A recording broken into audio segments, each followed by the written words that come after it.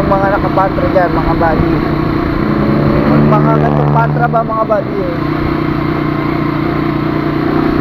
ano ang kalimitan nagiging problema ng motor nyo kapag ganitong nakapantra kayo?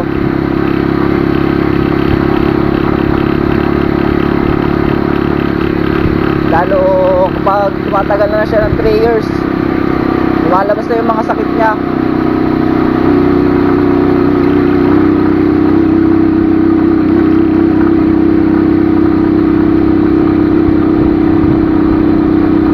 Gandang gabi mga buddy.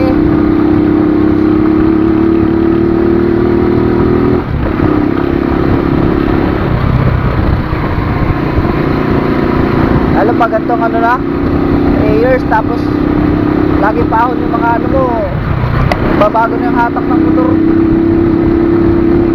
nahihirapan na. Comment naman dyan mga buddy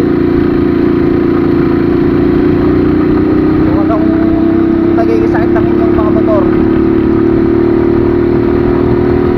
Sa akin kasi pag umiinit na siya, lagi na siyang namamatay.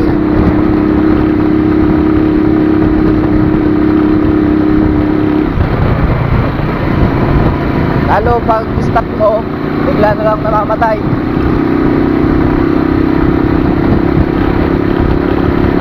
Ayan.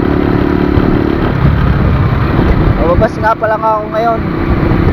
Kakatapos lang natin manood ng PBA San Miguel versus Ginebra. San Miguel talo, San Miguel 2-2 na standing.